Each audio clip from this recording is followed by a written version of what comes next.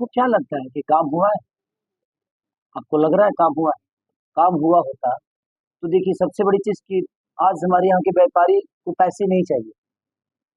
आप व्यवस्था दे दो इनको, ये सक्षम है अपने आप अपने बच्चों का पेट पालने के लिए और अपने बच्चों को शिक्षित करने के लिए। लेकिन आपको जिम्मेदारी दिया गया है क्या कि बेहतर रोड बना दीजिए, बेहतर स्कूल बना दीजिए, बेहतर यूनिवर्सिटी को देख लीजिए, बेहतर अस्पताल कर दीजिए। भाई बाकी हम आपसे पैसे तो मांग नहीं रहे हैं, लेकिन भाजपा के जितने भी एनडीए के जितने भी नेता हैं उनसे आप अगर सवाल करिएगा ना कि रोजी रोजगार के बारे में, व्यवस्था के बारे में, तो इस पे बात ही नहीं करते हैं। वो तो सिर्फ ट्रोल करना जानते हैं, वो शब्दों के साथ किसी को छोटा करना जानते हैं।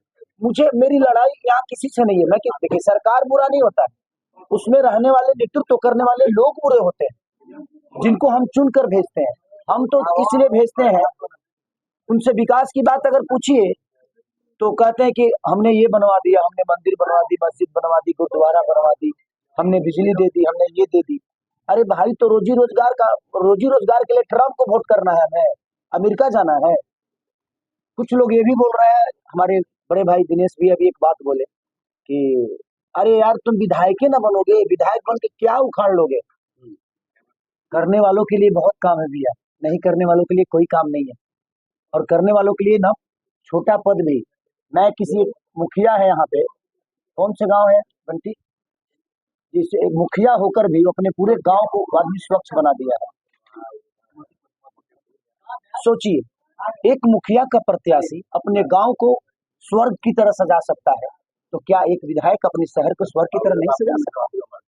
आज हथुआ मार्केट में बताइए, इतना प्यारा मार्केट हमारे, मुझे लगता है कि बिहार का इससे बेस्ट मार्केट नहीं मिलेगा। और एक शौचालय नहीं है यहाँ पे। अगर मान के चलिए हमारी महिलाएं, हमारी बेटी बहन अगर इसमें मार्केट करने आती है, सोचिए कि उनका क्या बुरा हाल होगा। क्या ये एनडीए की सरकार को नहीं दिखता है? तो मेरे कहने का मतलब कि हमारी व्यापारी हमारी जान है, यह हमारे देश की अर्थव्यवस्था है, और हम इनको सुविधा नहीं दे पा रहे। हमें यहाँ क्या करना है नहीं करना है मेरा विषय नहीं है, यहाँ के लोगों को कराना है मुझे। ये मुझे बोलेंगे कि बाबू ये काम कर दे, मैं जाति प्रथा से अलग इंसान हूँ, मुझे इंसान बन के रहना है, मैं सबका भाई बन के रहना चाहता हूँ और सबका भाई बन के ही सेवा करना चाहता हूँ। पैसे कमाने आया नहीं हूँ यहाँ पे, मेरा धंधा अलग है। हाँ, उस धंधे को भी मैं चालू इसलिए रखूंगा कि किसी माँ की दवाई, किसी गरीब बच्चे की पढ़ाई और किसी बहन की सगाई अगर सरकार ना कराई तो खेसरिया कराई, ओकरा खातिर हमारा कमाए के तरह। और जहां तक फंड की बात है सर, अगर हम लोग धारणा दे तो हमारे छपरा सदर के लिए फंड बहुत मिल सकता है, बशर्ते सिर्फ एक खेसारी को बोलने से नहीं होगा। हाँ, मेरे पास आवाज है, लेकिन मैं जहां भी बोलूंगा, अगर मैं विधानसभा में बोलूंगा ना तो सिर्फ बिहार ही नहीं बल्कि पूरा वर्ल्ड सुनेगा खेसारी को कि खेसारी छपरा के लिए बोल रहा है। तो एक आवाज चाहिए छपरा को जो बेहतर विकास के लिए अपना आवाज विधानसभा में रख सके।